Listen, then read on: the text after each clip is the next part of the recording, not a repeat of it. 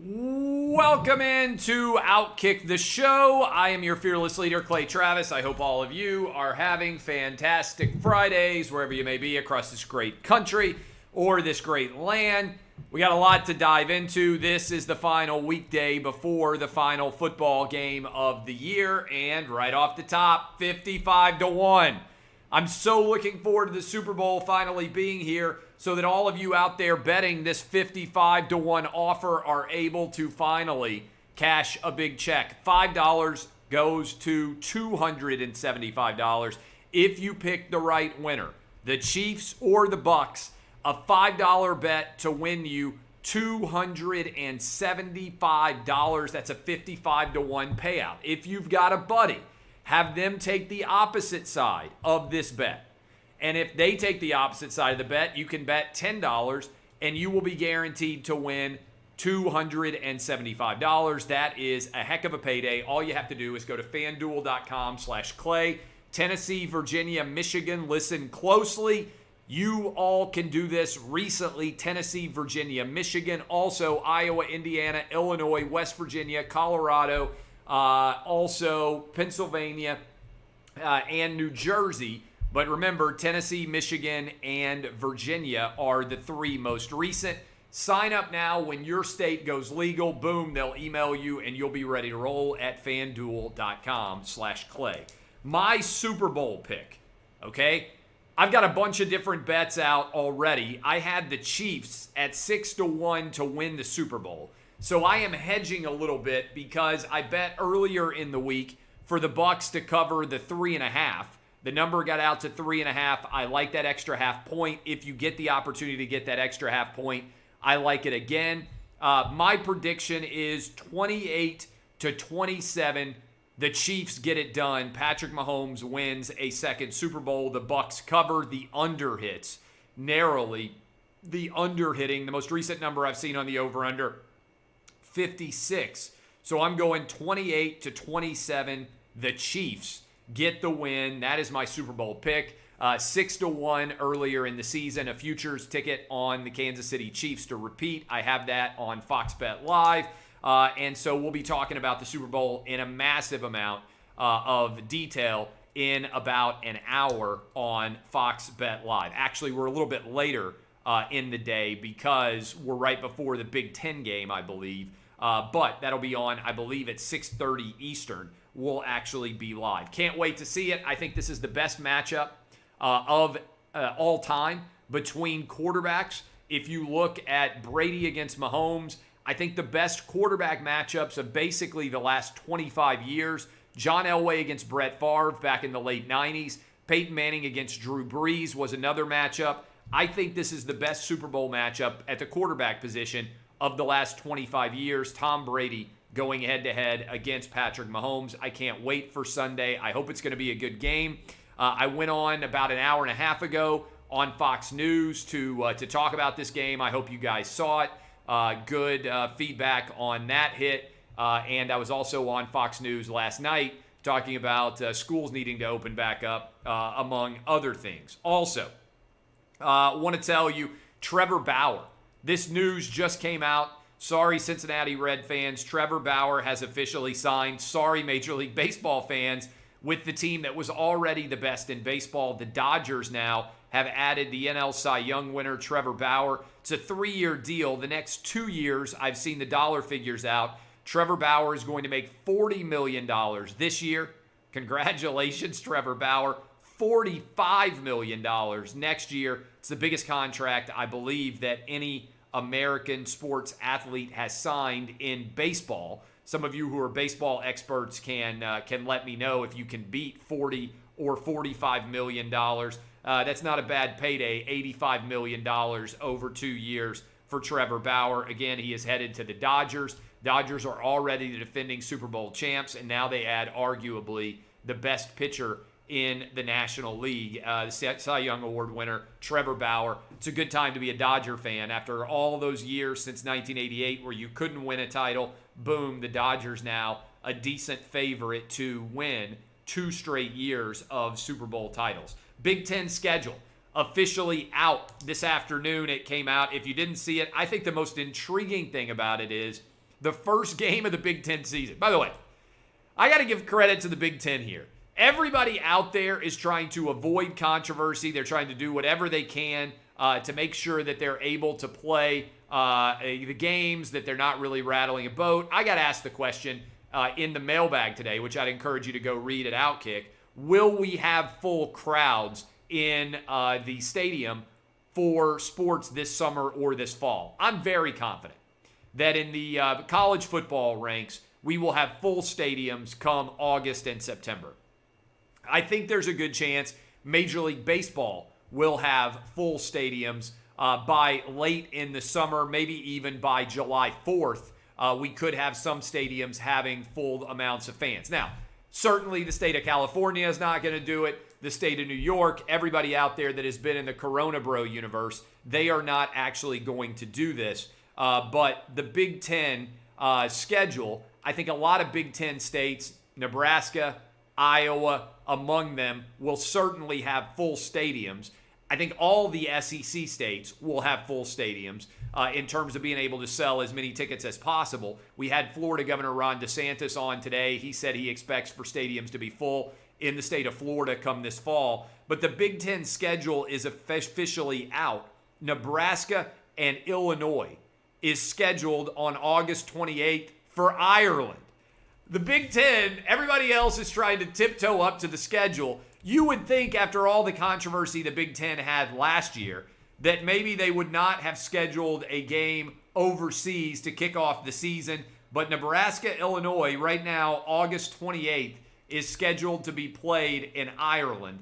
I hope desperately that that game can actually take place in Ireland. Fingers crossed. I think it would be a monumental kickoff for college football to be able to play that game over in Ireland. But the Big Ten schedule is out. If you're curious about it, you can go check it out at OutKick. I hope that we don't have to have another battle about whether or not Big Ten football can be played, but optimistic scheduling there to put the game in Ireland on August 28th for the Big Ten. Also, controversy out there right now over the NBA All-Star Game.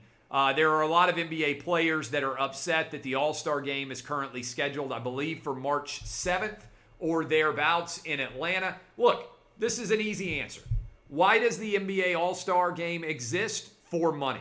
Why is the NBA playing the All-Star Game? For money. Let's not pretend it's anything other than an attempt to make as much money as they possibly can off of the NBA, which has lost a ton of money over the last year and change in terms of their ability to play this game. And so the NBA All-Star Game is going on. There are lots of players that are out there speaking out against this idea of actually playing the game. I kind of think that they should play the game, right? This is not going to shock any of you. I'm in favor of getting back to normalcy as quickly as we possibly can in the world of sports and beyond. Let me give you an example. My kids are playing basketball now in the state of Tennessee. They just announced that basically anybody can come watch games now. So before that, it was just your immediate family. So I'm excited to take my parents to go watch my son play basketball tomorrow. By the way, my 75-year-old parents just got their vaccine today. They said it went super smooth. My mom and my dad, and I think as more and more people who are 75 and up, who by far are the people that have had the biggest issue with COVID, are vaccinated, that the numbers, which are already coming down precipitously, are going to continue to decline the number of new COVID cases. And the reason why I think that's happening, the reason why I think we're going to have fans in the stands in a big way, not just 25% capacity, but near full capacity in the summer and by the fall, is because we also are getting the benefit now, whether people want to admit it or not, of herd immunity. We vaccinated around 30 million people. Conservatively, around 120 million people in the United States have already had COVID, and that might be low. That's about 4 times what the number is of confirmed cases right now. And so why is that significant? Remember, the CDC said at one point that over half of everybody out there had already, 10 times as many people had actually had COVID as had tested positive for it. Well, if you take a relatively conservative 120 million have had it, and then you add the 30 million that have had the vaccine already, we're approaching half of the United States population either having already had COVID or having had the vaccine. I think that's why we're starting to see the numbers drop precipitously. We know that in the summer, the numbers are going to dive even more because people spend more time outside instead of being cooped up in cold weather enclosures.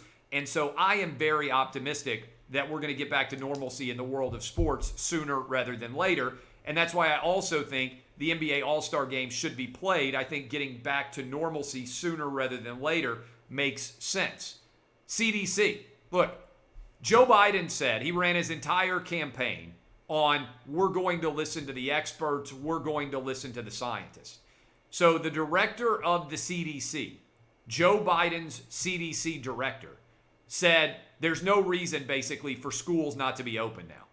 So why is Joe Biden not listening to the experts? The CDC director said schools should be open. We can do it safely. We don't have to wait for vaccinations. Joe Biden ran his entire campaign on, I will listen to the experts. The CDC director just said schools should be open. This is the same thing, by the way, the expert pediatricians who all treat children said back in June. Joe Biden is not listening to the experts right now because teachers' unions are a fundamental part of the Democratic Party, and he doesn't want to upset teachers' unions. Well, if you're going to listen to the experts, that means sometimes you have to upset some of your constituency. You can't just listen to the experts when you want to listen to the experts because it helps you politically. If you're going to claim to be the party of science, you have to listen to your leader. And the CDC director said, hey, we're ready to be back in school. We shouldn't and we don't need to wait for teachers to be vaccinated. Oh, by the way, that is what the data has been telling us for a year now. This isn't that complicated. Kids aren't primary spreaders of the disease. Teachers are not under more danger than people who work at gas stations or people who work in grocery stores. In fact, the data often reflects they're under less danger from COVID than they would be oftentimes from the seasonal flu. We cannot keep schools closed. The science and the data is clear. I wish the party of science would listen and actually open up schools everywhere. What I would argue is withhold funds inside of the state governments, federal government as well. They should withhold funds to schools until schools open for in-person schooling. By the way, if you don't feel safe sending your kid to school for in-person schooling, remote learning can remain an option. But anybody who is actually looking at the data should want their children back in school. My kids have been back in school since August. And one of them's in private school, 2 are in public school. I'm not telling you guys anything different than the way that I'm actually living my life. This is a no-brainer. Kids need to be in school. They need to be back in school now.